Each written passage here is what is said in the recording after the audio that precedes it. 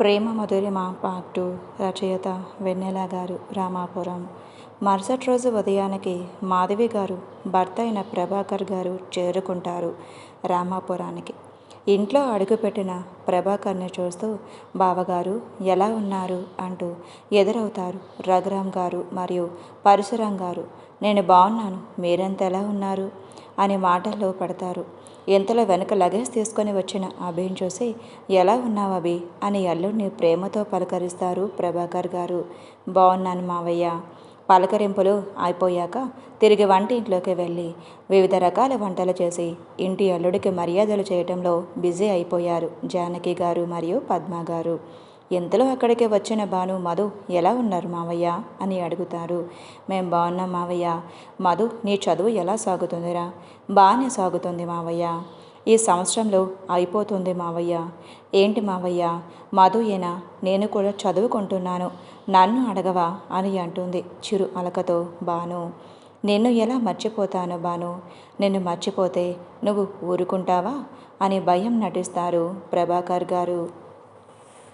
చూడు పెదనాన్న, మావయ్య కూడా నన్ను ఏడిపిస్తున్నారు. ఎప్పుడు స్టబ్బుగా ఉండే రఘురామ్ గారికి భాను అల్లరి కొంచెం ఊరట. అది విని నవ్వుకొని అలా ఏం కాదులేరా, ఊరికే ఆట పట్టిస్తున్నారు అంతే, సర్లే మీరు మాట్లాడుకోండి అని చెప్పి అక్కడి నుండి వెళ్ళిపోతారు మధు భాను. తర్వాత మగవాళ్ళు ముగ్గురు ఊరి ముచ్చటల్లో పడిపోతారు. హైదరాబాద్ కమిషనర్ ఆఫీస్లో స్పెషల్ ఆఫీసర్గా వచ్చిన Suryadev. Good morning sir. Good morning Surya. నేను ఇక్కడికి ఎందుకు పిలిపించామో తెలుసు కదా? నగరంలో వెచ్చలివిడిగా జరుగుతూ ఉన్న మత్తు మాఫియా గురించి, ఆ వెనుక ఉన్న గ్యాంగ్ గురించి కనుక్కోవటానికి. ఎప్పటి వరకు వాళ్ళ గురించి కనుక్కోవడానికి వెళ్ళిన 10 మంది ఆఫీసర్లను నిర్దాక్షిణ్యంగా చంపేశారు. ఇది నీకు తెలుసు కదా? 2 రోజుల ముందు కూడా ఒక ఇన్స్పెక్టర్ని అతి దారుణంగా చంపేశారు. మొహాన్ని కూడా గుర్తుపట్టడానికి వేలు లేకుండా చిందం చేసేశారు. ఏమాత్రం తేడా వచ్చినా నీకు కూడా అదే పరిస్థితి ఎదురవుతుంది.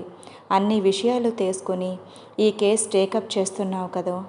ఎస్ సార్, నేను కేసు గురించి అన్ని విషయాలు తెలుసుకుని కేసు సాల్వ్ చేసేందుకు ఒప్పుకున్నాను. నేను ఈ పోలీస్ యూనిఫామ్ వేసుకున్నప్పుడే ప్రాణభీతిని వదిలేశాను. అన్నిటికీ సిద్ధపడే ఈ పోలీసు ఉద్యోగానికి వచ్చాను. కేసు సాల్వ్ చేసే సమయంలో ఎటువంటి పరిస్థితులకైనా ఎదురు వెళ్తాను. నేను ఎప్పటి వరకు సాల్వ్ చేసిన కేసులన్నీ రిస్క్ కేసులే. ఈ విషయం మీకు ఎప్పటికీ తెలిసి ఉండాలి. కేసు సాల్వ్ చేసేటప్పుడు ఎటువంటి పరిస్థితుల్లో కూడా వెనకడుగు వేయను. తెలుసు సూర్య, అందుకే నీలాంటి గట్స్ ఉన్న ఆఫీసర్ని ఆపరేషన్ కోసం సెలెక్ట్ చేశాను. నేను నీ నుంచి ఆశించిన సమాధానం కూడా ఇదే. ఈ ఫైల్లో ఈ కేసుకు సంబంధించిన అన్ని విషయాలు ఉన్నాయి. టేక్ దిస్ ఫైల్ సూర్య. ఈ కేసులో నీకు అసిస్టెంట్గా ఇన్స్పెక్టర్ రహీం వర్క్ చేస్తాడు. ఇంకా నీకు కావాల్సిన వివరాలన్నీ రహీంని అడిగి తెలుసుకో. Wish you all the best Surya. ఈ కేసు సాల్వ్ చేస్తావు అని గట్టిగా నమ్ముతున్నాను అని అంటూ రహీంని తన క్యాబిన్కి పిలుస్తాడు. గుడ్ మార్నింగ్ సార్ అని కమిషనర్కి సెల్యూట్ చేస్తాడు. లోపలికి వచ్చిన రహీం ఈసారి ఒక స్పెషల్ కేస్ సాల్వ్ చేయడానికి వచ్చిన ఆఫీసర్. పేరు సూర్యదేవ్ అని కమిషనర్ అనగానే, ఈ సార్ గురించి నాకు తెలుసు sir, very daring and dynamic officer. ఈ సార్ గురించి నేను చాలా విన్నాను. ఓకే, ఈ రోజు నుండి నువ్వు ఈ సార్కి అసిస్ట్ చెయ్యాలి. ఓకే సార్ అని రహీం చెప్పగానే, okay now you can go అని ఇద్దరిని పంపించేస్తాడు. ఎస్ సార్ అని కమిషనర్కి ఒక సొల్యూట్ చేసి బయటికి వస్తారు ఇద్దరు బయటికి వెళ్ళిపోగాక వీరి ఇద్దరూ కలిసి కేసు ఎలాగైనా సాల్వ్ చేయాలి అని అనుకుంటూ గట్టిగా ఊపిరి తీసుకుంటారు కమిషనర్. బయటకు వచ్చిన రహీంతో, రహీం మన ఇక్కడ ఉండటానికి ఒక ఇల్లు చూడు అని అంటాడు. ఓకే సార్ అని వినయంగా చెప్పి తన ఇంటికి దగ్గరలో డాబా పైన ఒక పెంట్ హౌస్ ఖాళీ ఉందని, కావాలంటే ఆ ఇంటి ఓనర్తో మాట్లాడతాను అని చెప్పాడు రహీం. ఓకే అని సూర్య అనగానే, మీరు ఒకసారి ఇల్లు చూసుకోండి సార్, నేను ఓనర్తో మాట్లాడి కన్ఫర్మ్ చేస్తాను. ఇల్లు చూసేది ఏముందయ్యా, నువ్వు బాగానే ఉందని కన్ఫర్మ్ చేస్తున్నావుగా, మాట్లాడేశాయి అనగానే ఓకే సార్ అని తల ఊపుతాడు రహీం. ఓకే, హౌస్ ఓనర్తో మాట్లాడిన తర్వాత నాకు కాల్ చేయి, బాయ్ అని చెప్పి అక్కడి నుంచి వెళ్ళిపోతాడు. వెళ్తూ ఉన్న సూర్యనే చూస్తూ ఉండిపోతాడు రహీం. రామాపురం మరుసటి రోజు జాతర చివరి రోజు కావటం వలన ఇంట్లోని వారందరూ కూడా త్వరగానే రెడీ అయ్యి గుడికి వెళ్తారు. జానకి గారు, పద్మ గారు, మాధవి గారు పట్టు చీరలు కట్టుకొని రెడీ అయితే, పిల్లలైన మధు, భాను, సిరి మాత్రం పట్టు పరికిణీలతో మెరిసిపోతూ ఉంటారు. రెడీ అయి బయటకు వచ్చిన జానకి గారు పద్మ గారితో, పద్మ, అమ్మవారికి పెట్టవలసిన పసుపు, కుంకుమ, చీర, తాంబూలాలన్నీ తీసుకున్నావా అని అడుగుతారు.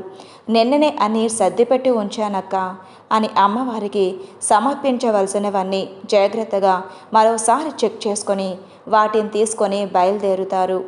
అప్పటికే రఘురామ్ గారు ఇంకా ఎంతసేపు, త్వరగా పదండి, ఇప్పటికే లేట్ అయిపోతుంది అని తొందర చేస్తూ ఉంటారు. అయిపోయింది వచ్చేస్తాం అని అంటూ అందరూ బయలుదేరగా చివరిగా బయటకు వచ్చిన అభి తలుపు తాళం వేస్తూ అందరూ పదండి అని అంటాడు. ఆ రోజు జాతర చివరి రోజు కావటం వల్ల ఊళ్ళోని చిన్న పెద్ద అందరూ అక్కడే ఉంటారు.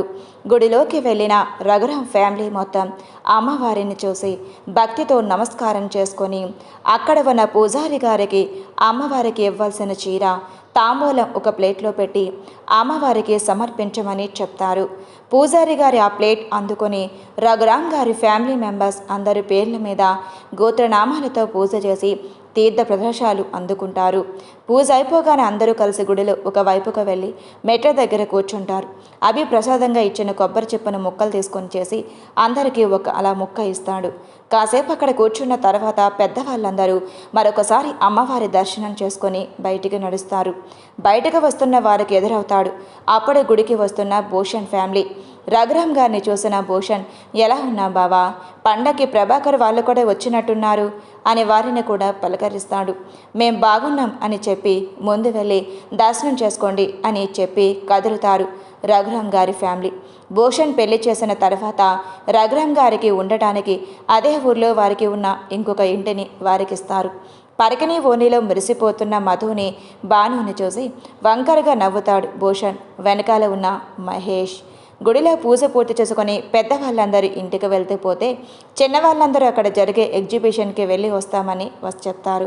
సరే అని ముగ్గురు ఆడపిల్లలకి అభిని తోడుగా ఇచ్చి పంపుతారు. గుడి నుండి బయటకు వచ్చిన భూషణ్కి ఎదురు పడతారు అదే ఊరిలో ఉండే రాజయ్య అనే ఒక వ్యక్తి. రాజయ్యను చూసి వంకరగా నవ్వుతూ, ఎలా ఉన్నావు రాజయ్య అని పలకరిస్తాడు భూషణ్. భూషణ్ను చూసిన రాజయ్య వణికిపోతూ, నేను బాగున్నానయ్యా అని చెప్పి అక్కడి నుంచి గబగబా వెళ్ళిపోతాడు. జాతరలో తమకి కావాల్సిన గాజులు, హెయిర్ క్లిప్స్, ఇంకా తమకి కావాల్సిన అన్ని ఐటమ్స్ అభి చేత కొనిపించుకొని రంగుల రాట్నం ఎక్కి మొత్తం తిరిగేసి ఆకలైనప్పుడు అక్కడ కొనికన్న ఐటమ్స్ తిని అభికి భారీగానే బిల్లు చేస్తారు. చివరికి ఒక ఐస్ క్రీమ్స్ తీసుకొని అది తింటూ బయటకు వస్తారు. ఇక చాలు పదండి అని అభి అనగానే ఇంటికి దారి పడతారు అందరూ. బెంగళూరు ఆఫీస్ నుండి సాయంత్రం రిషి ఇంటికి వచ్చేసరికి హాల్లోనే ఉంటారు అరుణ్ గారు. అరుణ్ గారు రిషిని పిలిచి, ఈసారి కాంటాక్ట్ మనకే వచ్చింది కదా రిషి అని అడుగుతారు. అవును డాడ్, మనకే వచ్చింది. ఇన్ని రోజుల నుండి ఆ కాంటాక్ట్ ఎవరి వల్ల పోతుందో వాడిని కూడా పట్టుకున్నాను. మనల్ని మోసం చేస్తే ఎలా ఉంటుందో వాడికి చూపించాను. అంటే ఏంటి రిషి, వాడిని చితక బాధడమా, లేకపోతే ఏంటి డాడ్? టెండర్ కోడ్ లీక్ చేసిన వాడిని చేతికి దొరికినా కూడా ఏం చేయకుండా వదిలేయమంటారా? కాదు రిషి, ఏదేమైనా నువ్వు వాణ్ణి అంతగా కొట్టడం కరెక్ట్ కాదు. ఈ కోపాన్ని కాస్త తగ్గించుకో రిషి. లేదు డాడ్, నేను అనవసరంగా ఒకరి జోలికి వెళ్ళను. నన్ను మోసం చెయ్యాలని చూస్తే నేను సహించను. ఇంకెప్పుడు ఆఫీసులో ఇలాంటి పని చేయడానికి ఎవరు సాహసం చెయ్యరు. ఇది మిగిలిన వాళ్ళందరికీ ఒక గుణపాఠం కావాలి. మనల్ని మోసం చేయాలని చూస్తే ఎలా ఉంటుందో మిగిలిన వాళ్ళకి కూడా తెలియాలి. అందుకే వాళ్ళందరికీ ముందే వాడిని శిక్షించాను. నా వరకు నేను చేసింది కరెక్టే. మీరు ఎలా అనుకున్నా నాకు ఏమీ బాధ లేదు. I'm sorry dad. మీకు బాధ అనిపించినా ఈ విషయంలో మాత్రం నేనే కరెక్ట్ అని నేను అనుకుంటున్నాను. ఇది కలియుగం డాడ్. వాడి పాపాన వాడే పోతాడులే అని వదిలేస్తే రేపు ఇంకొకరి దగ్గర కూడా ఇదే పని చేస్తాడు. అందుకే వాడికి తగిన బుద్ధి చెప్పాను. Okay dad. నేను ఫ్రెష్ అవ్వాలని చెప్పి మరో మాటకి తోవ ఇవ్వకుండా పైకి వెళ్ళిపోతాడు. వెళ్తూ ఉన్న రిషిని చూస్తూ ఉండిపోతారు అరుణ్ గారు. రామాపురం జాతర తర్వాత రోజు ప్రభాకర్ ఫ్యామిలీ మొత్తం తిరిగి హైదరాబాద్కి ప్రయాణం అవుతారు. ముందుగా కిందకి వచ్చేస్తారు ప్రభాకర్ మరియు మాధవి గారు. రూమ్లో సిరి ఒక్కరితే ఉంటుంది. పైకి వెళ్ళిన అభి తనివి తీర సిరిని గట్టిగా హత్తుకొని టేక్ కేర్ రా అని చెప్పి వదులుతాడు. అభి హత్తుకోవటంతో మునుపెప్పుడూ కలగని ఫీలింగ్ కలుగుతూ ఉంటే అభి కళ్ళల్లో తన మీద అమితమైన ప్రేమ కనబడుతుంటే కంటి నిండా నీళ్లతో అభిని గట్టిగా చుట్టుకొని నిన్ను వదిలి వెళ్ళాలని లేదు బావా అని అంటుంది. ప్రేమగా తన నుటి మీద ముద్దు పెట్టుకొని నేను రోజు ఫోన్ చేస్తాను, ఇలా డల్ అవ్వకు, కింద అత్తయ్య వాళ్ళు వెయిట్ చేస్తూ ఉంటారు, రా వెళ్దాం. సరే బావా అని చిన్నగా తల ఊపి మరోసారి అభిని గట్టిగా హత్తుకొని వదులుతుంది సిరి. ఇద్దరూ కలిసి కిందకు వెళ్తారు. వెళ్తూ ఉన్న ఆడపడుచుకి పసుపు కుంకుమ చీర తాంబూలం పెట్టి పంపిస్తారు జానకి గారు. ఇక మేము వెళ్ళొస్తామని బయలుదేరుతారు వాళ్ళందరినీ స్టేషన్ దగ్గర వదిలిపెట్టి రమ్మని అభితో చెప్తారు రఘురామ్ గారు. సరే నాన్న అని చెప్పి వాళ్ళ లగేజ్ని కార్ డిక్కీలో పెడతాడు అభి. మరోసారి భానుని మధుని కూడా హత్తుకొని కదులుతుంది సిరి. అందరూ కలిసి స్టేషన్కి పయనమవుతారు. మరుసటి రోజే సిరి కూడా హైదరాబాద్కి తిరిగి పయనమవుతుంది. తను జాగ్రత్తగా చదువుకోమని చెప్పి పంపిస్తారు జానకి గారు. రఘురామ్ సిరి కాదండోయ్ మధు. హైదరాబాద్ రాహిం చెప్పిన ఇంటిలోకి దిగుతాడు సూర్య. సార్, మీరు కనుక్కోమన్న వివరాలు కనుక్కున్నాను. సిటీలో ఉన్న కాలేజెస్లో మరియు పబ్బుల్లో యూత్ని బాగా టార్గెట్ చేస్తున్నారు సార్. కాలేజ్ స్టూడెంట్స్ని ముఖ్యంగా టార్గెట్ చేస్తున్నారు. అది కూడా పేరు ఉన్న పెద్ద పెద్ద కాలేజీలను ఎక్కువగా టార్గెట్ చేస్తున్నారు. అక్కడ చదువుకునే వాళ్ళందరూ బడా బాబులు పిల్లలే కాబట్టి ఎంత మనీ కావాలంటే అంత ఇచ్చిస్తున్నారు. ఎవరు ఒక రౌడీ గ్యాంగ్ వాళ్ళకి మత్తు సప్లై చేస్తున్నట్లు తెలుస్తుంది. వీళ్ళంతా చిల్లరగాళ్ళు. అసలు వాళ్ళ మాత్రం బయటికి రారు. వాళ్ళ కార్యక్రమాలన్నీ చాలా సీక్రెట్గా జరుగుతూ ఉన్నాయి. ఓకే, ముందు ఆ కాలేజ్ దగ్గర మన వాళ్ళని పెట్టి ఎవరెవరు వస్తున్నారో అబ్జర్వ్ చేయమని చెప్పు. తర్వాత దానికి తగ్గ యాక్షన్ తీసుకోవచ్చు. ఇంకా పబ్బుల దగ్గర కూడా కొంతమందిని సివిల్ డ్రెస్సులు అబ్జర్వ్ చేయమనండి. ఓకే సార్ అని చెప్పి అక్కడి నుంచి వెళ్ళిపోతాడు రహీం. అలా వారం రోజులు గడవగా సివిల్ డ్రెస్సులో ఒక పబ్కి వెళ్తారు రహీం ఇంకా సూర్య. అక్కడ ఒక కార్నర్ టేబుల్ దగ్గర కూర్చొని అందరినీ గమనిస్తూ ఉంటారు. అక్కడ తాగుతూ ఉన్న యువతని చూస్తారు.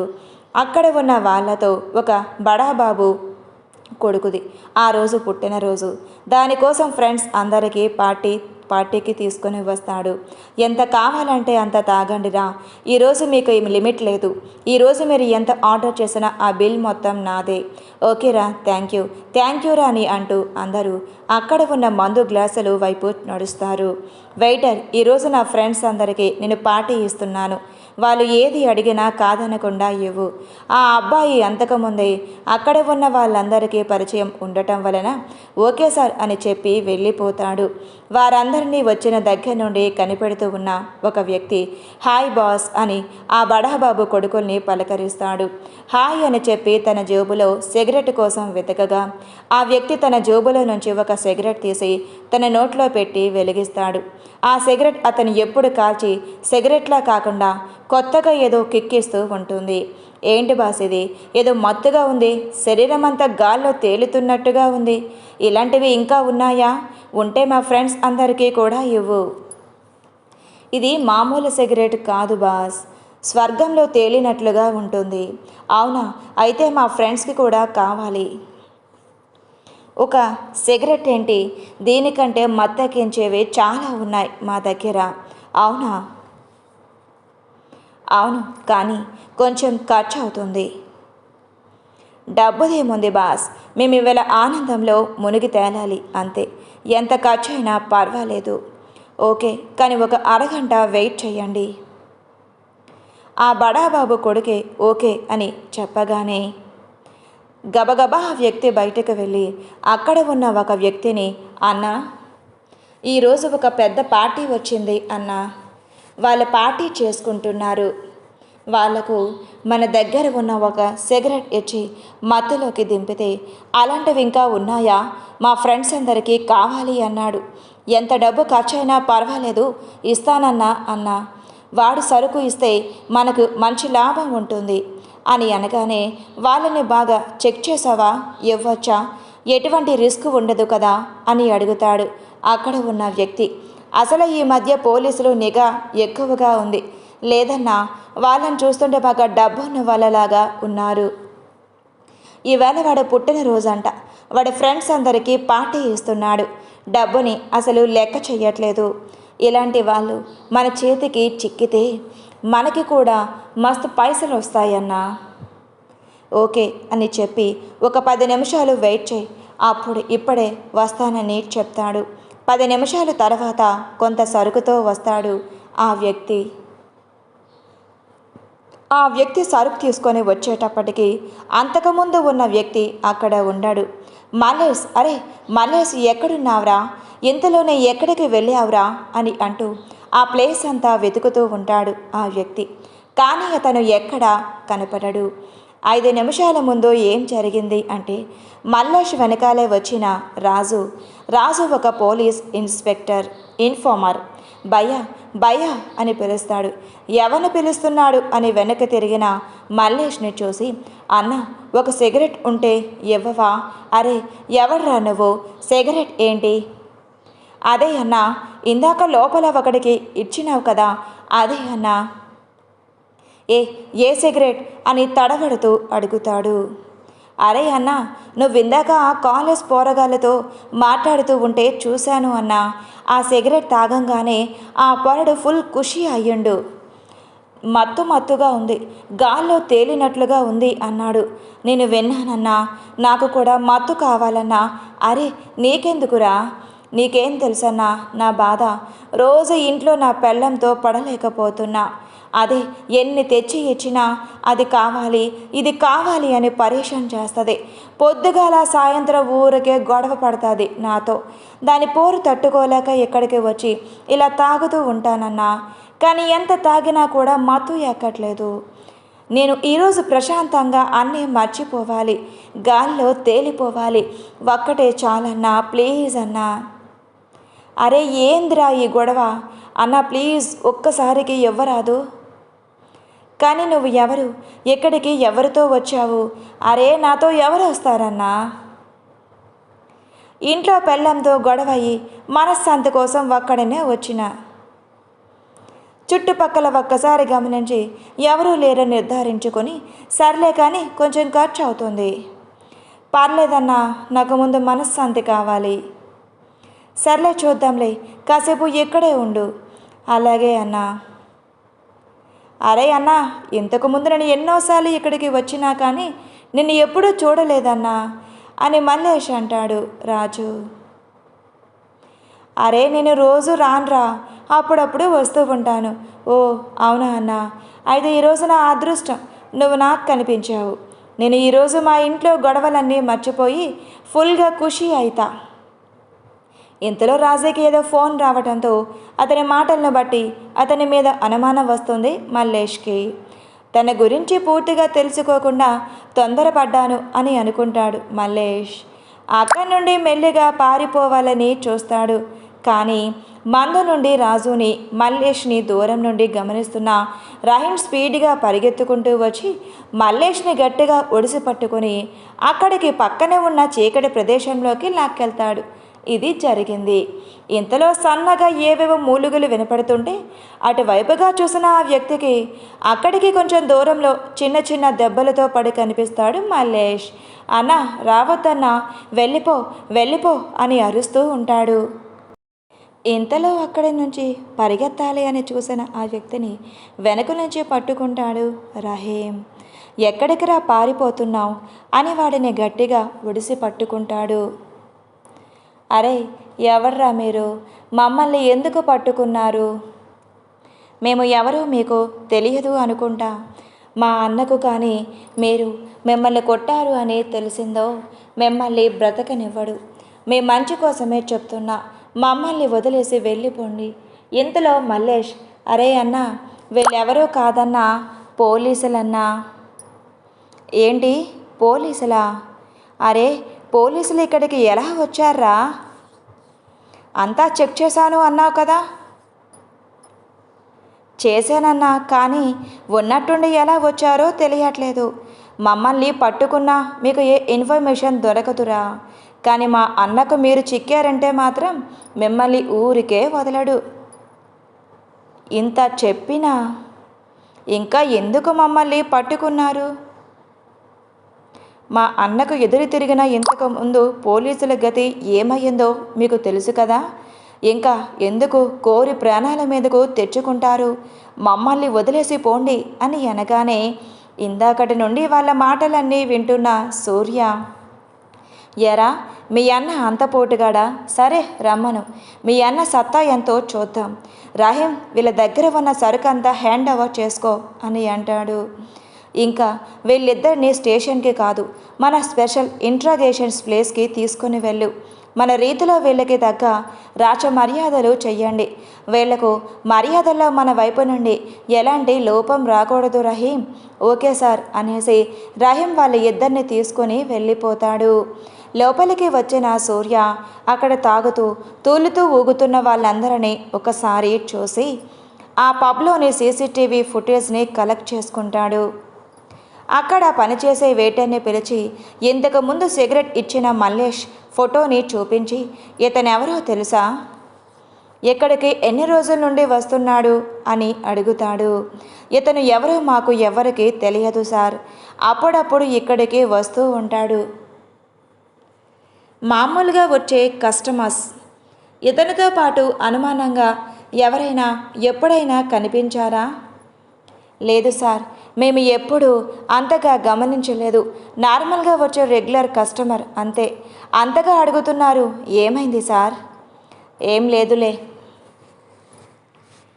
అని అతని గురించి ఎవరైనా అడగటానికి వస్తే ఈ నెంబర్కి కాల్ చేయి అని కొంత డబ్బు అతని చేతిలో పెట్టి, ఈ విషయం ఎవరికి చెప్పకు అని అనగానే ముందు భయపడిన ఒక్కసారిగా అంత డబ్బు చూసిన వెయిటర్, ఓకే సార్, ఎవరికి చెప్పను అని అంటాడు. ఓకే అని చెప్పి అక్కడి నుండి ఎవరికి అనుమానం రాకుండా వెళ్ళిపోతాడు సూర్య. వెళ్తూ ఉన్న సూర్యని చూస్తాడు, కానీ అతడు సివిల్ డ్రెస్లో ఉండేసరికి అతను కొత్తగా వచ్చిన ఏసీపీ అని గుర్తించాడు. హైదరాబాద్ రామాపురం నుండి తిరిగి వచ్చిన మధు హాస్టల్కి వెళ్ళిపోతుంది. హాస్టల్ రూమ్లోకి వెళ్ళిన వెంటనే తన ఫ్రెండ్ స్నేహ, ఏమే ఇప్పుడైనా రావటం? ఇంతకు ప్రయాణం బాగా జరిగిందా? జాతర బాగా జరిగింది. బాగా ఎంజాయ్ చేసావా? ఆంటీ అంకుల్ ఎలా ఉన్నారు? నీ బంగారు చెల్లి బాను ఎలా ఉంది? ఇంకా ఊర్లో విశేషాలు ఏంటి? అన్నీ గుక్క తిప్పుకోకుండా అడుగుతున్న స్నేహాని చూసి అక్కడ టేబుల్ మీద ఉన్న వాటర్ బాటిల్ స్నేహ చేతికిస్తుంది. ఒక్కసారిగా బాటిల్ ఖాళీ చేసి ఆయాసం తీర్చుకుంటూ థ్యాంక్స్ మధు అంటుంది. అయినా ఏంటి ఇది? నేను ఇలా రావడం ఆలస్యం. నా మీద ప్రశ్నల వర్షం కురిపించేస్తున్నావు. కాస్త నన్ను ఫ్రెష్ అయ్యి రానివ్వు. నీ క్వశ్చన్స్ అన్నిటికీ ఆన్సర్ చేస్తాను. సరే సర్లే, ముందు వెళ్ళి ఫ్రెష్ అయ్యిరా అని అనగానే మధు తన బ్యాగ్లో నుండి ఒక డ్రెస్ తీసుకొని ఫ్రెష్ అవ్వటానికి వెళ్ళిపోతుంది. ఫ్రెష్ అయి వచ్చిన చేతితో టవల్తో తల తుడుచుకుంటున్న మధుతో, ఇంతకీ ఊరు నుండి నా కోసం ఏం తీసుకొచ్చావు అని అడుగుతుంది. ఏం తీసుకురావాలి? అదేంటే అలా అంటావు? మీ ఊర్లో వాళ్ళు చేసే హ్యాండ్మేడ్ వస్తువులు అంటే నాకు చాలా ఇష్టం కదా. జాతరకు వెళ్ళావు కదా, అక్కడ అవి ఎగ్జిబిషన్లో పెడతారు కదా, అక్కడ నా కోసం ఏమన్నా కొని తీసుకొచ్చావేమో అని అనుకున్నాను. అయితే నా కోసం ఏమీ తేలేదా అని మూతి తిప్పేస్తున్న స్నేహాన్ని చూసి మరీ అంత తిప్పేకు వంకరపోతుంది అని చెప్పి అక్కడ తన కోసం తీసుకున్న హ్యాండ్మేడ్ అయిన ఒక హ్యాండ్ బ్యాగ్ని ఇస్తుంది. అది చూసి చిన్నపిల్లల అరే చాలా బాగుంది, చాలా థ్యాంక్స్ అంటూ తనని హత్తుకుంటుంది. సర్లే ఇంకా వదలవే అని అంటుంది మధు. మధు తల తిప్పుకొని రెడీ అవ్వగానే దువ్వుకొని పద పద బ్రేక్ఫాస్ట్కి టైం అవుతుంది, క్యాంటీన్కి వెళ్ళి తినేసి వద్దాం, లేట్ అయితే మళ్ళీ ఫుడ్ ఉండదు అని మధుని లాక్కి వెళ్ళిపోతుంది. అలా ఇద్దరూ క్యాంటీన్కి వెళ్ళిపోతారు.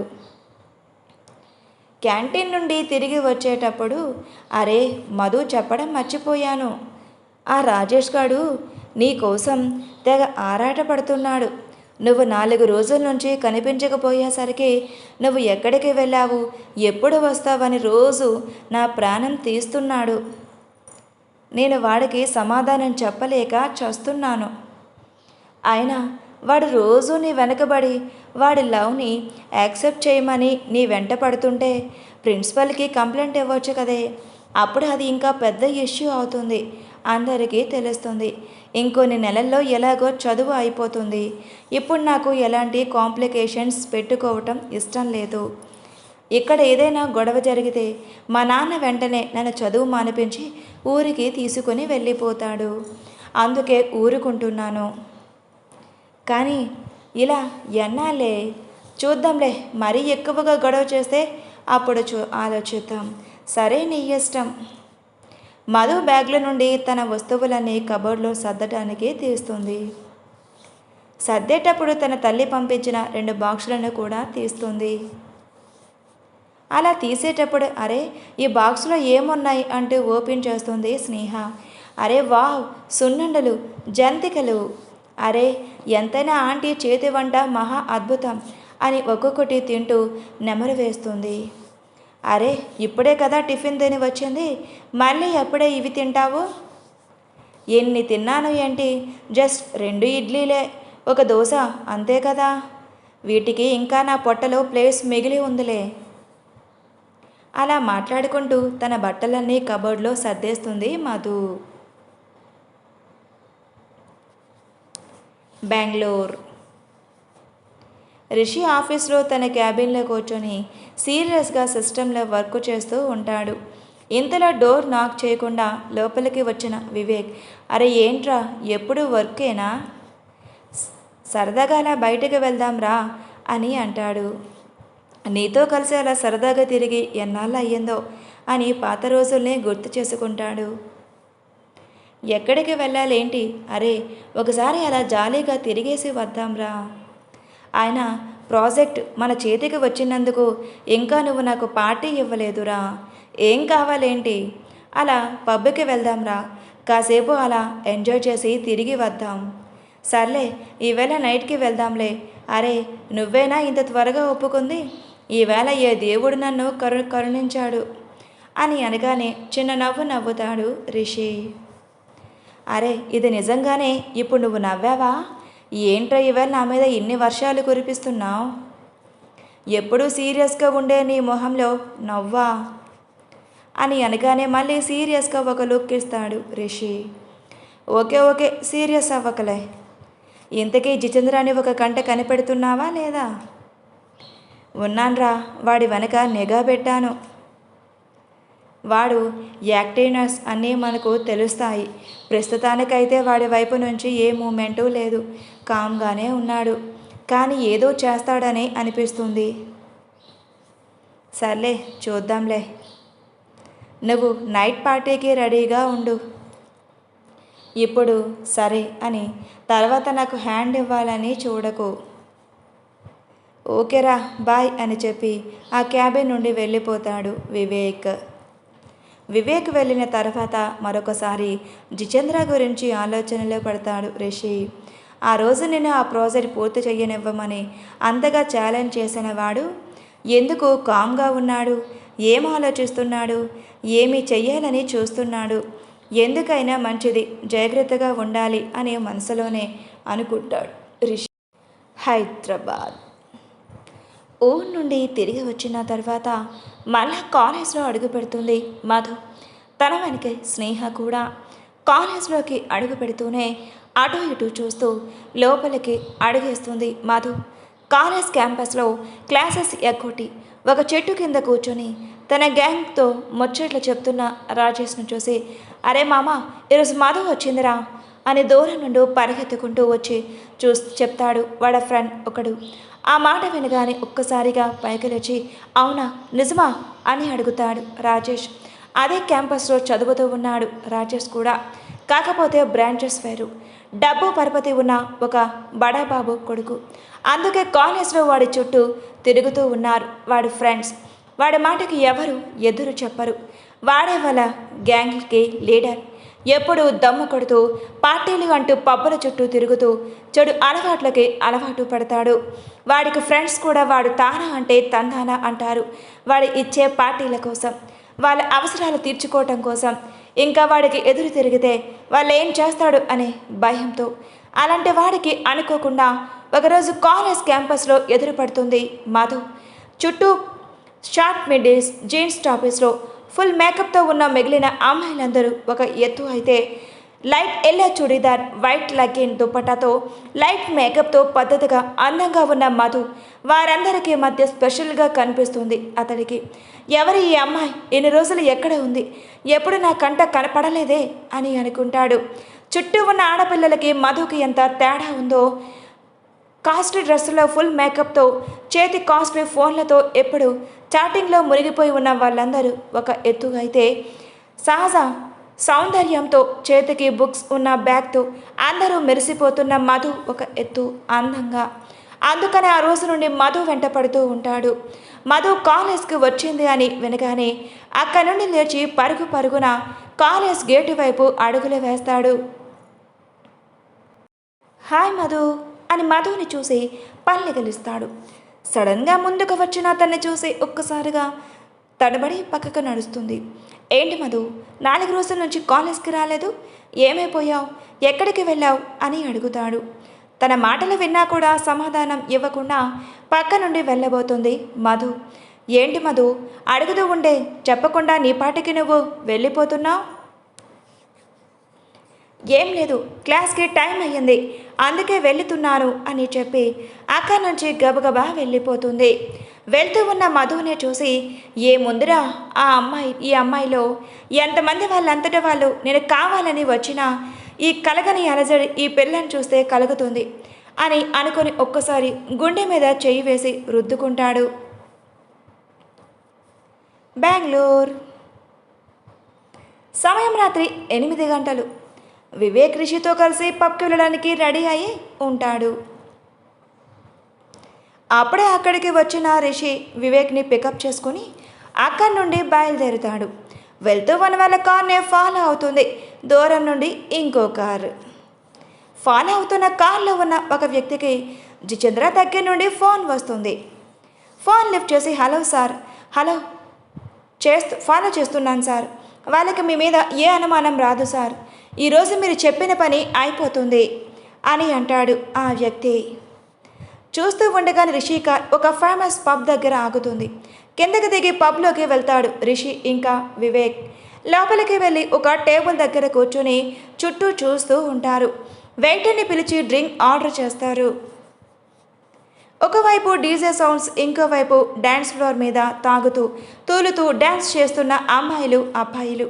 అందులో ఉన్న ఒక అమ్మాయి ఫిట్ బాడీతో అందంగా మూన్లేగా కనిపిస్తున్న రిషిని చూసి, వావ్, ఎంత హ్యాండ్సమ్గా ఉన్నాడు, ఒక్కసారి తనతో డ్యాన్స్ చేయాలనే కోరికతో రిషి దగ్గరికి వెళ్ళి వగలపోతూ హాయ్ హ్యాండ్సమ్ అని పలకరిస్తుంది. స్లీవ్లెస్ రెడ్ కలర్ మినీలో మొగాళ్ళకు కొంచెం పై వరకు ఉన్న సింగిల్ పీస్ డ్రెస్తో కళ్ళ నిండా కోరికతో తన్నే చూస్తూ ఉన్న ఆ అమ్మాయిని చూసి తల పక్కకు తిప్పుకుంటారు రిషి. ఆ అమ్మాయి రిషి అటెన్షన్ తన వైపు తిప్పుకోవాలని ఎన్ని హోయిలు బలిగిస్తూ ఉన్నా కానీ రిషి ఏమాత్రం పట్టించుకోడు. కానీ వివేక్ మాత్రం వీడి పక్కనుంటే ఇంకా నన్ను ఎవరు చూస్తారు అని వాపోతాడు. Hello handsome, shall you dance అని అడుగుతూ రిషిని డ్యాన్స్ ఫ్లోర్ మీదకు లాక్కెళ్ళాలని రిషి చేయి పట్టుకోబోతుంది. కానీ రిషి చూసిన చూపుకి దూరంగానే ఆగిపోతుంది. వీడొకడు ఎక్కడ మాకు అమ్మాయిలు దొరక్క ఏడుస్తూ ఉంటే వీడు మాత్రం కోరి వచ్చిన అమ్మాయిని కూడా కంటి చూపుతో బెదిరిస్తున్నాడు. అని నిట్టూరుస్తాడు. ఆ అమ్మాయిని చూసిన రిషి అసహనంగా తల తిప్పుకొని వీడు వస్తాడు వెళ్ళు అని వివేక్ని చూపిస్తాడు. రిషి ఆ మాట వినగానే కళ్ళ నిండా మెరుపుతో, అరే బావా, ఏంట్రా నువ్వు చెప్పేది? నిజమేనా? నిజంగానే నన్ను డ్యాన్స్ చేయమంటున్నావా? చెవులు దొబ్బాయా? అదేగా అన్నాను నేను. అరే, నువ్వు ఎన్ని తిట్టినా పర్వాలేదురా, కానీ ఈ ఆఫర్ ఇచ్చినందుకు మాత్రం థ్యాంక్స్ రా బావా అని ఆ అమ్మాయిని తీసుకొని డ్యాన్స్ ఫ్లోర్ మీదకి వెళ్ళిపోతాడు. ఆ అమ్మాయి కూడా వివేక్ కూడా బాగానే ఉన్నాడు అని అనుకొని తనతో కలిసి డ్యాన్స్ ఫ్లోర్ మీదకు వెళ్ళిపోతుంది. ఒంటరిగా కూర్చున్న రిషి దూరం నుండి గమనిస్తూ ఉంటాడు. జితేంద్ర పంపించిన మనసి రిషి ఆర్డర్ చేసిన డ్రింక్ తీసుకొస్తున్న వెయిటర్ని ఆపి ఏదో చెప్తాడు. ఆ వెయిటర్ సరే అని చెప్పి వెళ్ళిపోతాడు. ఒంటరిగా కూర్చొని ఉన్న రిషి దగ్గరకు వస్తాడు వెయిటర్. సార్ మీరు ఆర్డర్ సార్ అని రిషి ఆర్డర్ చేసిన డ్రింక్ ఇచ్చి వెళ్ళిపోతాడు. వెయిటర్కి ఇచ్చిన డ్రింక్ గ్లాసుని చేతితో తీసుకొని ఊపుతూ నోటి దగ్గర పెట్టుకుంటాడు. డ్రింక్ చేస్తున్న రిషి కళ్ళు మాత్రం పబ్ నలుమూలలా చూస్తూనే ఉంటాయి. మెల్లిగా డ్రింక్ షిప్ చేస్తూ ఉన్న రిషి మధ్యలో లేచి వాష్రూమ్స్ వైపు వెళ్తాడు.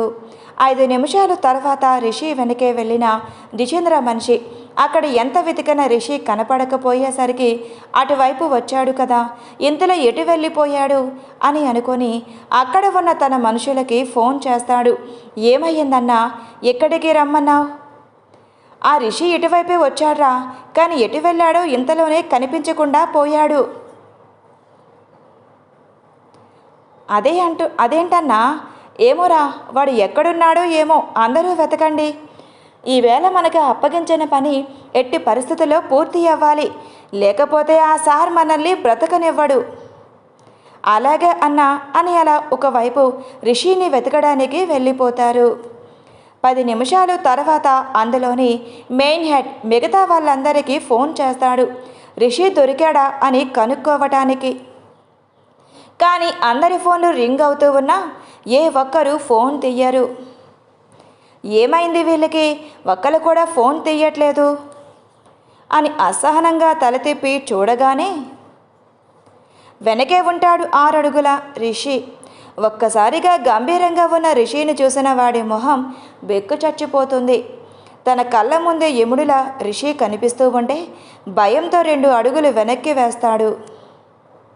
ఒక్కసారిగా వాడి మెడ మీద పట్టు బిగించి పక్కనే ఉన్న గోడకేసి వాడి తలకాయను గట్టిగా మోదుతాడు రిషి. వాడి భయంతో పెట్టిన కేక లోపల డీజల్ సౌండ్స్లో కలిసిపోతుంది. కానీ ఎవరికీ వినపడుతూ సార్ నన్ను వదిలేయండి సార్ అని బ్రతిమిలాడుతాడు. అరే, తెగ ఆరాట పడుతున్నావు కదరా నన్ను వేసేయటానికి, మీ వాళ్ళందరినీ అందుకేగా ఇక్కడికి తీసుకొని వచ్చింది అని ఇంకో 4 పీకుతాడు. మీ వాళ్ళందరికీ గిఫ్ట్ ఇచ్చాను, మరి నీకు మాత్రం ఇవ్వకపోతే ఎలా? అయినా వెయిటర్తో డ్రింకులో మత్తు మందు కలిపి ఇవ్వమన్నావు కదా సార్, డ్రింక్ తాగటం కూడా నేను చూశాను, కానీ ఎందుకు ఇంకా స్టడీగానే ఉన్నారు అని మనసులోనే అనుకుంటాడు ఆ వ్యక్తి. కానీ వాడికి తెలియనిది ఏంటంటే రిషి డ్రింక్ తాగలేదు, తాగినట్టు నటించాడు అని. సార్, నేను ఎవరిని ఇక్కడికి తీసుకొని రాలేదు సార్, నన్ను నమ్మండి సార్. అవునా అని బయట పార్కింగ్ దగ్గర ఉన్న గార్డెన్లోకి తీసుకువెళ్ళి ఆ వ్యక్తి చేతుల నుండి ఫోన్ తీసుకొని తను ఇందాక చేసిన ఫోన్ నెంబర్లన్నిటికీ మరోసారి రింగ్ ఇస్తాడు.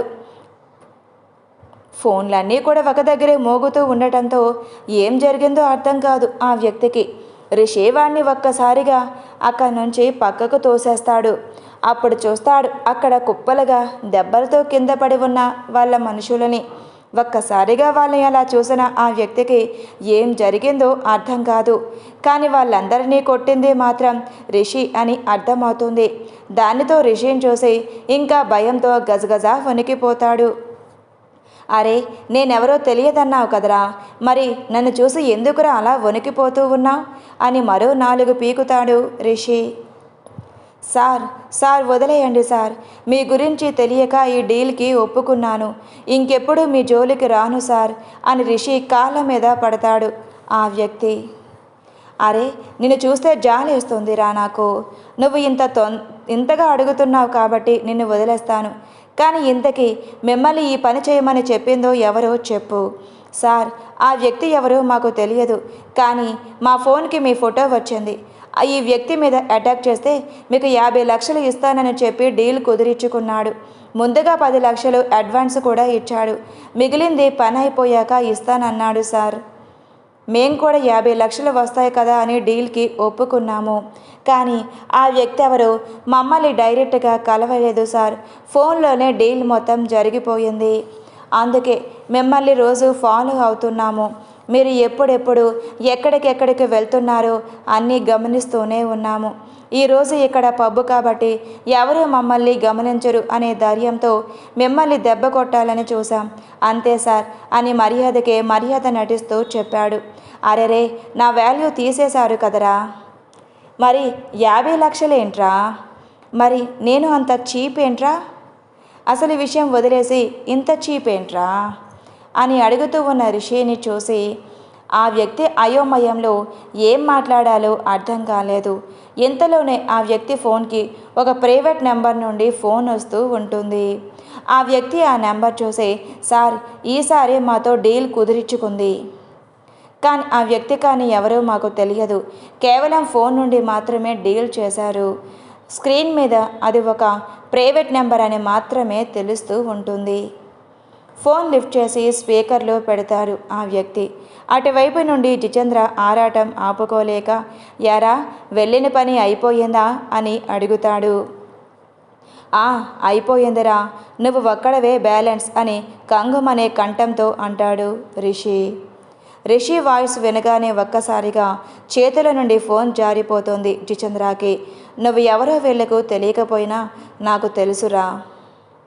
ఈ గుంటనక్క వేషాలు ఇంకెవరి దగ్గరైనా వెయ్యు, నా దగ్గర కాదు. నీ అడ్రస్ కూడా లేకుండా గల్లంత చేస్తాను అని వార్నింగ్ ఇస్తాడు ఫోన్లోనే రిషి. ఫోన్ కింద పడే సమయంలో స్పీకర్ ఆన్ కావడంతో రిషి మాటలన్నీ వింటాడు జితేంద్ర. ఇంకొకసారి నాతో ఆటలు ఆడాలని చూడకు. ప్రాజెక్ట్ కావాలంటే నీ టాలెంట్తో గెలుచుకో, అంతేగాని పక్క దారులతో కాదు. మీ డాడ్ మా నాన్నగారు మంచి ఫ్రెండ్ కాబట్టి ఆయన మొహం చూసి నిన్ను వదిలేస్తున్నాను. ఇంకొకసారి ఇలా చేస్తే ఆయన కూడా నన్ను ఆపలేరు. జాగ్రత్త, వాళ్ళు దగ్గర పెట్టుకొని నడుచుకో. ఈసారికి వార్నింగ్తో వదిలేస్తున్నాను. నెక్స్ట్ టైం మాత్రం ఇంత సౌమ్యంగా చెప్పను అని ఒక డెడ్లీ వార్నింగ్ ఇచ్చి ఫోన్ కట్ చేసేస్తాడు రిషి. రిషి వాయిస్లోని బేస్కి, అందులోని సీరియస్నెస్కి మరోసారి జడుచుకుంటాడు జితేంద్ర. అప్పటికే కింద పడి దెబ్బలతో మూలుగుతూ ఉన్న వాడికి 2000 రూపాయలు 2 నోట్ల కట్టు ఇచ్చి, నువ్వు ట్రీట్మెంట్ చేయించుకొని మీ వాళ్ళందరికీ కూడా చేయించు అని చెప్తాడు. సార్, మీరు ఎంత మంచివారు సార్. మిమ్మల్ని కొట్టడానికి వచ్చిన మమ్మల్ని ట్రీట్మెంట్ చేయించుకోమని డబ్బులు ఇస్తున్నారు. Thank you sir. ఇంకెప్పుడు మీ జోలికి రాము సార్. మీరు పక్కా జెంటిల్ మ్యాన్ సార్ అని అక్కడి నుంచి లేచి నిదానంగా వాళ్ళ కారు దగ్గర ఉన్న ఇంకో ఇద్దరు తన మనుషుల్ని పార్కింగ్ ప్లేస్కి రమ్మనమని ఫోన్ చేస్తాడు. వాళ్ళు వచ్చిన తర్వాత అక్కడ కింద పడి ఉన్న తన మనుషుల్ని కూడా ఆ కారులో ఎక్కించుకొని వెళ్ళిపోతాడు ఆ వ్యక్తి. లోపలికి వచ్చిన రిషి ఏమీ జరిగినట్టు తిరిగి వచ్చి మళ్ళీ అదే ప్లేస్లో కూర్చుంటాడు. డ్యాన్స్ ఫ్లోర్ మీద చూసేసరికి వివేక్ ఇంకా అమ్మాయితో డ్యాన్స్ చేస్తూ ఎంజాయ్ చేస్తూ ఉంటాడు. మరో 10 నిమిషాలు చూసిన వివేక్ రాకపోయేసరికి అసహనంగా తల విదిలించి అక్కడి నుండి డ్యాన్స్ ఫ్లోర్ మీదకి వెళ్ళి డ్యాన్స్ చేస్తున్న వివేక్ని వెనక నుండి కాలర్ పట్టుకొని కిందకు లాక్కొస్తాడు. ఒక్కసారిగా వెనక్కి లాగటంతో, అరే ఎవర్రా నన్ను వెనక్కి లాగిందే అని కోపంగా వెనక్కి తిరిగి చూస్తాడు. వెనక్కి తిరిగిన వివేక్కి రిషి కనపడగానే, అరే బావా నువ్వా, ఏమైందిరా నన్ను ఇలా లాక్కొచ్చావు? ఎప్పటి వరకు డ్యాన్స్ చేసిందే చాలే, పద తిరిగి వెళ్దాం అని అంటాడు. అరే బావా, ఇది అన్యాయం రా. నువ్వే డ్యాన్స్ చేయమని నాకు ఒక ఛాన్స్ ఇచ్చి 10 నిమిషాలు అయ్యిందో లేదో వెంటనే లాక్కొచ్చేసావు. ఇది అన్యాయం రా బావా. చిన్న పిల్లాడికి చాక్లెట్ ఇచ్చినట్లే ఇచ్చి ఆశ పెట్టి వెనక్కి తీసుకొస్తున్నావు. చిన్నపిల్లాడు అని వివేక్ అనగానే 5.8 హైట్ ఉన్న వివేక్ని ఒక చూపు చూస్తాడు రిషి. అలా చూడకు, నువ్వు ఎలా చూసినా నీ ముందు నేను చిన్నపిల్లవాడినే. ఇలా లాక్కొస్తే పాపం తగులుతుందిరా నీకు అని ఏడుపు మొహం పెడతాడు. ఆయన నేను ఎంజాయ్ చేయటం నీకు ఇష్టం లేదా? ఎప్పటికే ఎక్కువ ఎంజాయ్ చేసావు, నీ మొహానికి ఇదే ఎక్కువ, ఇంకా చాలే పద. అరే బావా అని ఒక్కసారిగా ఏడుపు గొంతుతో అనగానే ఇక లాభం లేదని వివేక్ చొక్కా పట్టుకొని అక్కడి నుంచి లాక్కు వెళ్తాడు రిషి. పార్కింగ్ దగ్గరికి వచ్చిన రిషి కార్ డోర్స్ అన్లాక్ చేసి వివేక్ని లోపలికి తోస్తాడు. తిరిగి వచ్చి తన డ్రైవింగ్ సీట్లో కూర్చొని కార్ స్టార్ట్ చేస్తాడు రిషి. ఏడుపు మొహంతోనే తిరిగి ఇంటికి దారి పడతాడు వివేక్. తను అలిగినా కూడా పట్టించుకోకుండా ఉన్న రిషిని ఒక్కసారి దీర్ఘంగా గమనిస్తాడు వివేక్. సీరియస్గా ఉన్న రిషి మొహం చూసి ఏదో జరిగిందని అర్థమవుతుంది వివేక్కి. అరే బావా ఏమైందిరా అంత సీరియస్గా ఉన్నావు అని అడిగిన సమాధానం ఇవ్వడు రిషి. అరే ఏమైందిరా అంతగా ఏమీ ఆలోచిస్తున్నావు అని ఒక్కసారిగా గట్టిగా అరవటంతో ఒక్కసారిగా ఉలిక్కిపడి లోకంలోకి వస్తాడు రిషి. ఒక్కసారిగా దీర్ఘంగా శ్వాస తీసుకొని వదిలి పబ్ దగ్గర ఏం జరిగిందో వివేక్కి చెప్తాడు. ఏంట్రా నువ్వు చెప్పేది? జితేంద్ర అంత పని చేశాడా కాదురా, ఆల్రెడీ చేసేశాడు. వాడు అలా చేస్తే నేనేం చేశానో తిరిగి వాడికి గట్టిగానే చెప్పాను. ఆయన ఆ పని చేసింది జితేంద్ర అని నీకు ఎందుకు అనుమానం వచ్చిందిరా? రోజు నేను వచ్చేటప్పుడు వెళ్ళేటప్పుడు ఎవరు నన్ను ఫాలో చేస్తున్నట్లు నాకు అనుమానం కలిగిందిరా. ఆఫీస్ దగ్గర కానీ ఇంటి దగ్గర కానీ ఏం చెయ్యలేక నా యాక్టివిటీస్ అన్నీ కనిపెడుతున్నారు అని నాకు అనిపించింది. అందుకే నువ్వు పబ్కి వెళ్దాం అనగానే నేను ఒప్పుకున్నాను. ఎందుకంటే ఎవరికి అనుమానం రాకుండా నన్ను అటాక్ చేయాలంటే ఇది సరైన ప్లేస్ అని వాళ్ళు ఊహిస్తారు. ఇక్కడైతే తాగిన మత్తులో ఎవరెవరు కొట్టుకున్నారని తేలికగా అనుకుంటారు. అప్పుడు జితేంద్ర మీద ఎవరికి అనుమానం రాదు. అందుకే వాడు మనం ఇక్కడికి రాగానే ఇక్కడ అటాక్ ప్లాన్ చేశాడు. నేను కూడా వాడికి తగ్గట్టుగానే సమాధానం చెప్పాను. అమ్మ బావా అందుకని ఒప్పుకున్నావా? నేను అడిగినప్పుడే నువ్వు వెంటనే ఒప్పుకున్నప్పుడు నాకు అనుమానం రావాలి. కానీ నేను ఏదో నువ్వు ఒప్పుకున్నావనే సంబరంలో ఏదో ఇది ఆలోచించలేదు. నీ మీద అటాక్ చేస్తే నువ్వు ఎలాగో వాళ్ళని చెత్త కొడతావు. కానీ నేనేమైపోవాలిరా? ఏదైనా తేడా జరిగితే నేనేమైపోయేవాడిని? అసలే నేను మా అమ్మా నాన్నకి ఒక్క కొడుకున్రా. నా మీద ఇంత జాలి కూడా లేదు ఏంట్రా నీకు? ఓవర్ చేసింది చాలే, ఇంకా ఆపు. అందుకేగా నిన్ను అమ్మాయితో డ్యాన్స్ ఫ్లోర్ మీదకి పంపించింది. అమ్మ బావా నువ్వు నా సంతోషం కోసం పంపించావనుకున్నా, కానీ నీ పని ముగించడానికి అని అసలు ఎక్స్పెక్ట్ చేయలేదురా అని దీనంగా చెప్తాడు రిషి వైపు. వివేక్ మొహం చూసిన రిషికి ఒక్కసారిగా నవ్వు వస్తుంది. అమ్మయ్య నవ్వేశావా, ఇంకా సీరియస్ మూడ్లో నుంచి కొంచెం బయటికి రారా అని అనగానే తిరిగి నార్మల్ అయిపోతాడు రిషి. అయినా బావా వాళ్ళని చితక్కొట్టి తిరిగి ట్రీట్మెంట్కి నువ్వే డబ్బులు ఇచ్చావు చూడు, అది సూపర్రా. వాళ్ళు ఒంటి ఆకురౌడీలరా. ఏదో డబ్బులు కాసిపడి నా మీద అటాక్ చేశారు, కానీ అంత క్రూరత్వం కలిగిన మనుషులేం కాదు. అందుకే జస్ట్ వాళ్ళని నా స్టైల్లో 4 పీకి వదిలేశాను. వాళ్ళని చూసి పాపం అనిపించి ట్రీట్మెంట్కి డబ్బులు ఇచ్చాను. ఎంతైనా నువ్వు ధర్మాతుడురా అని వివేక్ అనగానే ఒక్కసారిగా చిన్న అరనవ్వు నవ్వుతాడు రిషి. మల్లేష్ని పట్టుకున్న 4 రోజుల తర్వాత హైదరాబాద్ నగర శివార ప్రాంతం, సిటీకి చివర ఉన్న ఒక స్లమ్ ఏరియా. ఆ ఇంట్లో 2 వ్యక్తులు కూర్చొని మాట్లాడుకుంటూ ఉంటారు. అప్పుడే అక్కడికి వచ్చిన ఒక వ్యక్తి, అన్న మన వాళ్ళలో 2 కనిపించటం లేదన్నా, వాళ్ళకి కనబడక అప్పుడే 4 రోజులు అయిపోతుంది. అదేంట్రా 4 రోజుల నుండి కనబడట్లేదు అంటే ఏమిటి అర్థం? వాళ్ళను పోలీసులు ఏమైనా తీసుకువెళ్ళారేమో అని అనుమానంగా ఉందన్నా. అయితే మన లాయర్ని పంపించి విడిపించి తీసుకొని రమ్మను. కానీ అన్న వాళ్ళని ఏ స్టేషన్కి తీసుకువెళ్ళినట్టు సమాచారం లేదు. అదేంట్రా అలా ఎలా కుదురుతుంది? పోలీసులు తీసుకువెళ్తే ఏదో ఒక స్టేషన్లో పెడతారు కదా. అదే అన్న అర్థం కావటం లేదు. లాస్ట్గా ఆ రోజు ఒక పెద్ద పార్టీ దొరికింది. సరుకు కావాలని ఫోన్ చేశాడు. ఎవరికీ తెలియకుండా తీసుకువెళ్ళి ఇచ్చేసి వచ్చేస్తాను. ఆ రోజు నుండి వాళ్ళ ఫోన్కి ఎంత ట్రై చేస్తున్నా కలవటం లేదు. ఆ తర్వాత నుండి వాడు ఎక్కడా కూడా కనబడటం లేదు. నిజంగా కనబడడం లేదా? సరుకులతో ఉడాయించారా? లేదన్నా, అలాంటి వాళ్ళు కాదన్నా. ఆ రోజే ఏదో జరిగింది అని అనుమానంగా ఉంది. నేను పబ్లోకి వెళ్ళి కూడా ఎంక్వైరీ చేశాను. కానీ వాళ్ళు చెప్పిన దాంట్లో అనుమానించదగినట్టుగా ఏమీ కనపడలేదు. అయినా కూడా నమ్మకం లేక ఒక అతనికి డబ్బులిచ్చి సీసీటీవీ ఫుటేజ్లో ఏమైనా జరిగిందని చూశాను. కానీ అనుమానంగా ఏమీ కనబడలేదు. అందుకే వాళ్ళు ఏమైపోయారో అర్థం కావటం లేదు. మల్లేష్ లోపలికి వచ్చి ఆ కాలేజ్ అబ్బాయిలతో నార్మల్గానే మాట్లాడి బయటకు వెళ్ళిపోతాడు. మళ్ళీ తిరిగి లోపలికి రాలేదు. ఈ మధ్యలోనే ఏం జరిగిందో తెలియట్లేదు అన్నా. కానీ వీళ్ళకు తెలియని విషయం ఏమిటి అంటే, సూర్య వచ్చినా కూడా ఏ కెమెరాస్లో తన ఫేస్ రికార్డ్ అవ్వకుండా జాగ్రత్తగా వచ్చాడు. అంతేకాకుండా తను వెయిటర్తో మాట్లాడింది కూడా ఎటువంటి కెమెరాస్ లేని ప్లేస్లో, అది కూడా ఏదో నార్మల్గా డ్రింక్ ఆర్డర్ చేసినట్లు మాట్లాడుతాడు. అందుకే అక్కడ ఎవరికి అనుమానం రాలేదు. ఇంకా సూర్య ఎంక్వైరీ చేసిన విషయాలు ఎక్కడా రికార్డ్ అవ్వలేదు. అంతా విన్నా అతను మళ్ళీ ఒకసారి పబ్బు బయట కూడా ఎంక్వైరీ చేయించండిరా, సరే అన్నా అని అక్కడి నుంచి వెళ్ళిపోతాడు ఆ వ్యక్తి. హైదరాబాద్ ఇంటికి వచ్చిన సిరి తర్వాత రోజు కాలేజ్కి వెళ్ళడానికి రెడీ అవుతుంది. రెడీ అయి కిందకి వచ్చి బ్రేక్ఫాస్ట్ చేసుకొని కాలేజ్కి వెళ్ళిపోతుంది. కాలేజ్కి వెళ్ళిన సిరిని తన ఫ్రెండ్స్ అందరూ పలకరిస్తారు. వాళ్ళతో మాట్లాడుతూ ఎన్ని రోజులు మిస్ అయిన క్లాసెస్ గురించి అడుగుతూ క్లాస్ రూమ్ దాకా వెళ్ళిపోతారు. ఆ రోజు క్లాసులన్నీ అయిపోయిన తర్వాత త్వరలోనే ఒక మెడికల్ క్యాంప్కి వెళ్ళాలని వాళ్లకు సర్క్యులర్ వస్తుంది.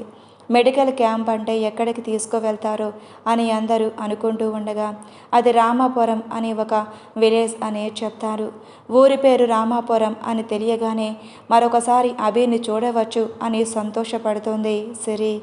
ఏంటే ఎప్పటిదాకా డల్గా ఉండి ఒక్కసారిగా నీ ఫేస్లో వెలుగు కనపడుతుంది అని అడుగుతారు వాళ్ళ ఫ్రెండ్స్. ఏం లేదు, మెడికల్ క్యాంప్ అనగానే అది కూడా ఒక పల్లెటూరు అనగానే సంతోషంగా ఉంది అని ఫ్రెండ్స్తో చెప్తుంది. కానీ తన సంతోషం అంతా అభిని చూడబోతున్నందుకే అని తనకు మాత్రమే తెలుసు. ఆ సంతోషంతోనే కాలేజ్ నుండి తిరిగి ఇంటికి వెళ్తుంది. ఇంటికి వచ్చిన కూతుర్ని చూసి ఫ్రెష్ అయ్యిరా, స్నాక్స్ తీసుకొని వస్తాను అని సిరితో అంటుంది మాధవి గారు. ఫ్రెష్ అవ్వటానికి పైకి వెళ్ళిన సిరి వెంటనే తన బ్యాగ్లో నుండి మొబైల్ తీసి అభికి ఫోన్ చేస్తుంది. అభి ఫోన్ లిఫ్ట్ చేయటంతోనే బావా అని సంతోషంగా గట్టిగా అరుస్తుంది. గట్టిగా వచ్చిన పిలుపుకి ముందు భయపడిన తన గొంతులో పలికిన సంతోషానికి ఏమైంది సిరి, చాలా సంతోషంగా ఉన్నట్టున్నావు. అవును బావా అని నా సంతోషం ఎందుకో గెస్ చేయి బావా. ఈ గెస్సింగ్లు అవి మన వల్ల కాదు, కానీ ఎందుకు సంతోషంగా ఉన్నావో నువ్వే చెప్పు. మరి ఈ సంతోషం ఎందుకు అంటే నేను మళ్ళీ నిన్ను చూడబోతున్నాను. అంటే ఏంటే? అంటే నేను మళ్ళీ ఊరికి రాబోతున్నాను. అదేంటి, మొన్ననేగా వెళ్ళింది, మళ్ళీ అప్పుడే ఏంటి? అంటే అది ఫ్యామిలీ ట్రిప్, కానీ ఈసారి వచ్చేది కాలేజ్ తరపున. మా కాలేజ్ వాళ్ళు ఈసారి మెడికల్ క్యాంప్ మీ ఊర్లో పెడుతూ ఉన్నారు. అందుకే నేను మళ్ళీ వస్తున్నాను. నిన్ను చూసి అప్పుడే 3 రోజులు అయ్యింది బావా. నేను మిస్ అవుతున్న ఫీలింగ్, అందుకే ఇప్పుడు చూడబోతున్నందుకు ఈ సంతోషం. అభికి కూడా సిరిని మిస్ అవుతున్న ఫీలింగ్ ఉన్నా చెప్తే తను బాధపడుతుంది అని చెప్పడు. ఇప్పుడు తను వస్తుంది అని తెలిసి అభి కూడా సంతోషపడతాడు. ఇంతలో కింద నుండి మాధవి గారు సిరిని పిలుస్తారు. ఓకే బావా, అమ్మ పిలుస్తుంది, మళ్ళీ చేస్తాను అని కాల్ కట్ చేసి ఫ్రెష్ అవ్వడానికి వెళ్ళిపోతుంది. ఫ్రెష్ అయ్యి కిందకు వచ్చిన సిరికి స్నాక్స్ ఇంకా జ్యూస్ అందిస్తారు మాధవి గారు. సిరి మొహంలో సంతోషం చూసిన మాధవి గారు, ఏంటి సిరి అంత సంతోషంగా ఉన్నావు, ఏమయ్యింది? ఏం లేదు మమ్మీ అని కాలేజ్ వాళ్ళు అరేంజ్ చేసిన మెడికల్ క్యాంప్ గురించి చెప్తుంది. ఇంతకీ ఈ సంతోషం ఊరికి వెళ్తున్నందుక లేక అభి దగ్గరికి వెళ్తున్నందుక అని అడగగానే, చీపో మమ్మీ, నువ్వు కూడా ఏంటి అని అంటూ పైకి పరిగెడుతుంది. కానీ అభి పేరు చెప్పగానే కూతురు బొగ్గులో వచ్చిన సిగ్గు కళ్ళల్లో మెరుపు చెప్పకనే చెప్తుంది తనకి అభి అంటే ఎంత ఇష్టమో. ఎప్పటి వరకు తనకి కొంచెం అనుమానం ఉండేది, కూతురికి అభి అంటే ఇష్టమో కాదు అని. కానీ ఇప్పుడు ఆ సందేహం తీరిపోయింది. అంతకుముందు తన అన్నయ్యతో సిరికి అభికి పెళ్లి చేద్దామని అడిగినప్పుడు రఘురామ్ గారు, ఇప్పుడు ఆ విషయాలు ఏమీ వద్దు, ఇప్పుడు మనం అనుకున్నంత మాత్రాన వాళ్ళు పెరిగిన తర్వాత వాళ్ళ అభిప్రాయాలు ఎలా మారుతాయో ఏమో చెప్పలేము. వాళ్ళు పెరిగిన తర్వాత వాళ్ళ ఇద్దరికి ఇష్టమైతే అలాగే చేద్దాం. మీనాక్షి విషయంలో చేసిన తప్పు మరోసారి చెయ్యాలి అనుకోవట్లేదు అని చెప్తారు. తన అన్నయ్య ఇంకా మీనాక్షిని తలుచుకొని బాధపడుతున్నాడు అని ఆ విషయం అక్కడితో వదిలేస్తుంది. కానీ ఊరికి వెళ్ళినప్పుడు ఇద్దరు ఒకరినొకరు ఇష్టపడుతున్నారు అని అనుమానం కలుగుతుంది. కానీ ఇప్పుడు కూతుర్ని చూసిన తర్వాత తను అనుకున్నది నిజమే అని అనుకుంటుంది. తన మేనల్లుడు తన అల్లుడవుతాడని సంతోషపడతారు మాధవి గారు. హైదరాబాద్. రహీం ఏమైనా చెప్పారా వాళ్ళు? ఇంకా లేదు సార్, ఎంత అడిగినా మాకేమీ తెలియదు అని చెప్తున్నారు. కొట్టి కొట్టి లాటాలు విరిగిపోతున్నాయి, కానీ వాళ్ళ దగ్గర నుండి ఒక్క విషయం కూడా బయటకు రావట్లేదు. అలాగా అని, సరేరా మరోసారి ట్రై చేద్దాం. ఓకే సార్, రండి అని ఇద్దరూ కలిసి లోపలికి వెళ్తారు. అక్కడ వాళ్ళిద్దరినీ చూసి, మా మర్యాదలో ఎలాంటి లోపం లేదు కదా అంటూ అక్కడ దెబ్బలతో రక్తం కారుతూ ఉన్న వాళ్ళని చూసి, ఇంకా వీళ్ళు ఏమీ చెప్పలేదు అంటే ఈ మర్యాదలు వాళ్ళకి నచ్చలేదు అని అర్థం. రహీం, అలాంటప్పుడు వాళ్ళని సాటిస్ఫై చేయాలి కదా అని అంటూ పక్కనే టేబుల్ మీద ఉన్న చాకు, పేపర్, కట్టర్ లాంటివి షార్ప్ అబ్జెక్షన్స్ ఉన్న వాటి మీద సూర్య దృష్టి పెడతాడు. అక్కడ సూర్యని చూడగానే ముందుకు ఒకంత భయపడినా, మాకే విషయాలు తెలియదు సార్, అనవసరంగా మీరు మమ్మల్ని అరెస్ట్ చేశారు, మమ్మల్ని వదిలేయండి సార్ అని అంటారు ఇద్దరు ఒకేసారి. ఒక్కసారిగా వాళ్ళిద్దరిని చూసి పక్క టేబుల్ మీద ఉన్న పేపర్ కట్టర్ తీసుకొని వాడి చేతికి ఉన్న వేలుని కట్ చేస్తాడు సూర్య. నొప్పితో వాడు అరిచిన అరుపులకి ఆ రూమ్ అంతా దద్దరిల్లిపోతుంది. ఇప్పుడు చెప్పు, ఇంకా నీకేం తెలియదనే అంటావా, లేకపోతే ఇంకా ఇలాంటి రాచమర్యాదలు మా దగ్గర చాలా ఉన్నాయి అని అనగానే వాడి భయంతో గుటకలు మింగుతూ, లేదు లేదు సార్, నేను చెప్తాను అని అంటాడు. అక్కడ ఉన్న కానిస్టేబుల్తో, చూడండి అయ్యా, చిన్న కట్టర్తోనే పని అయిపోయేదానికి అనవసరంగా అన్ని లాఠీలు విరగ్గొట్టారు అంటూ, ఇప్పుడు చెప్పండ్రా అని అనగానే, మాకు అన్ని విషయాలు తెలియదు సార్, కేవలం మేము డబ్బు ఉన్న మంచి పార్టీలను చూసి వాళ్ళకి వీటిని అలవాటు చేస్తాము. ఒకసారి వారు అలవాటు పడిన తర్వాత వాళ్ళే వీటి కోసం మా దగ్గర ఎంత డబ్బైనా పర్వాలేదు ఇస్తాం అని చెప్పి వస్తారు. వాళ్ళు మా దగ్గరకు వచ్చినప్పుడు మేము మా అన్నకి ఇన్ఫామ్ చేస్తాము.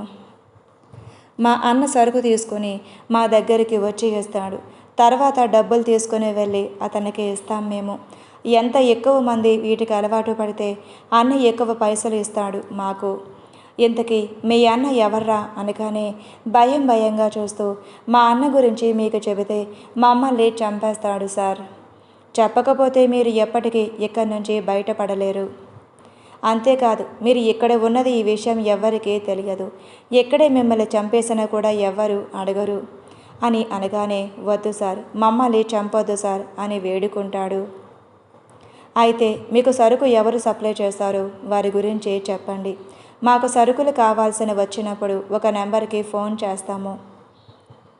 మేము మొత్తం ఎంక్వైరీ చేసి ఎటువంటి రిస్క్ లేదు అన్నప్పుడు ఒకడు వచ్చి మాకు సరుకు ఇచ్చి వెళ్తాడు. తర్వాత వాళ్ళ దగ్గర డబ్బులు తీసుకొని వాళ్ళకు ఇచ్చేస్తాం. మా డబ్బులు మాకు ఇచ్చేస్తారు. మేము వాళ్ళ గురించి ఎవరికి అయినా చెప్పినా, వాళ్ళని మోసం చెయ్యాలని చూసినా అక్కడికక్కడే చంపేస్తారు సార్. ఎంత ఎక్కువ మందికి అలవాటు చేస్తే అంత ఎక్కువ డబ్బులు ఇస్తారు సార్. ఎప్పుడైనా మేము అరెస్ట్ అయినా వాళ్ళే మమ్మల్ని విడిపిస్తారు. ఈసారి ఇలా జరిగింది, ఇంతకుముందు ఎప్పుడు ఇలా జరగలేదు. ఇంతకు మీరు ఏ నెంబర్కి ఫోన్ చేశారు సార్? అది అని నసికి ఒక నెంబర్ చెప్తారు. రహీం ఆ నెంబర్ గురించి ఎంక్వైరీ చెయ్యు అని అనగానే, ఓకే సార్. ఇద్దరూ ఆ గది నుండి బయటకు వస్తారు. బెంగళూరు పబ్ నుండి ఇంటికి వెళ్ళి హాల్లో సోఫాలో కూర్చుంటాడు రిషి. మీనాక్షి గారు అలసటగా ఉన్న రిషిని చూసి మంచినీళ్ళ బాటిల్ తీసుకొని వచ్చి రిషికి ఇస్తారు. థ్యాంక్స్ మామ్ అనే దాన్ని అందుకుంటూ ఒక్కసారిగా బాటిల్ మొత్తం ఖాళీ చేస్తాడు. రిషి మంచినీళ్ళు తాగేటప్పుడు తన చేతికి అంటుకొని ఉన్న బ్లడ్ మరకలను చూస్తుంది మీనాక్షి. కన్నా ఏమైందిరా, ఈ రక్తం ఏంటి అంటూ అక్కడ ఉన్న రక్తపు మరకలు చూసి భయపడుతుంది మీనాక్షి. ఇందాక రౌడీని కొట్టేటప్పుడు తన మోచేతికి తెలియకుండా చిన్న దెబ్బ తగులుతుంది. రిషి అది గమనించుకోడు.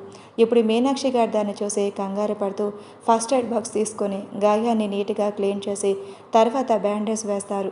అంత చిన్న గాయానికే తల్లి కళ్ళల్లో తిరిగిన నీళ్ళని చూసిన రిషి, అమ్మ ఏం కాలేదు, చిన్న దెబ్బ అంతే, దానికి నువ్వు అంతగా ఏడాల్సిన అవసరం లేదు, చిన్న దెబ్బ అంటావేంట్రా అంత బ్లడ్ వస్తుంటే అని అంటారు మీనాక్షి గారు. ఆయన నీకు దెబ్బ ఎలా తగిలిందిరా, బ్లడ్ వస్తున్నా కూడా చూసుకోలేంత పరధ్యానంగా ఎక్కడున్నావు? ఏం లేదు మామ్, ఆఫీస్ నుండి బయటకు వస్తున్నప్పుడు చూడకుండా ఏదో గీరుకుంది అంతే అని తల్లిని ఊరడిస్తాడు. అయినా కూడా మీనాక్షి రిషిని అనుమానంగా చూస్తుంటే, నిజమమ్మా, నా మీద నమ్మకం లేదా? నీ మీద నమ్మకం లేక కాదు, కాకపోతే నీకోసం నీ కోపం మీద నమ్మకం లేక ఎవరితోనూ గొడవ పడ్డావేమో అనే భయం అంతే అని అనగానే, అలాంటిదేం లేదు, కావాలంటే వివేక్ కూడా నాతో పాటే ఉన్నాడు, వాడిని అడుగు అంటూ వివేక్కి ఫోన్ చేస్తాడు. వివేక్ ఫోన్ లిఫ్ట్ చేసి, అరే బావా అప్పుడే ఇంటికి వెళ్ళిపోయావా అంటూ ఉండగానే, అరే అమ్మ నీతో మాట్లాడుతుందంట్రా అంటూ ఫోన్ స్పీకర్లో పెడతాడు. మీనాక్షి గారు హలో అనగానే, హాయ్ ఆంటీ అని విష్ చేసి ఎలా ఉన్నారు అని అడుగుతాడు. నేను బాగున్నాను వివేక్, నువ్వెలా ఉన్నావు, అసలు ఇక్కడికి రావటమే మానేశావు అని అంటూ రిషి చేతికి గాయమైంది. వివేక్ ఎలా అయ్యింది అంటే ఏదేదో చెప్తున్నాడు. అడిగితే నువ్వు కూడా పక్కనే ఉన్నావని, కావాలంటే వాడిని అడుగు అంటూ ఫోన్ చేశాడు అనగానే అప్పటి వరకు ఉన్నట్టుండి ఎందుకు ఫోన్ చేశాడు అనుకున్న వివేక్ ఒక్కసారిగా గతుక్కుమంటాడు.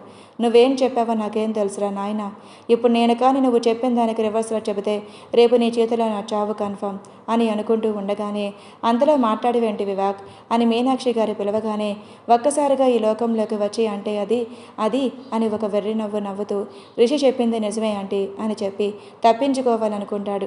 రిషి ఏం చెప్పాడో తెలియకపోయినా ఇంతలో మీనాక్షి గారు ఏదో అనబోతుంటే, ఇంకా ఏంటమ్మా వాడు కూడా చెప్పాడు కదా ఆఫీసులో ఏదో షార్ట్ ఎగ్జాక్ట్ గీసుకుందని అని అనగానే, అమ్మయ్య బ్రతికించావురా నాయన అని, అవునాంటీ చూసుకోకుండా జరిగింది, క్యాబిన్ నుండి బయటకు వస్తుంటే డోర్కి ఉన్న మేక్ పైకి కూర్చి లేచి ఉండటం వల్ల గీరుకుంది ఆంటీ అంతే అని అంటూ కవర్ చేస్తాడు వివేక్.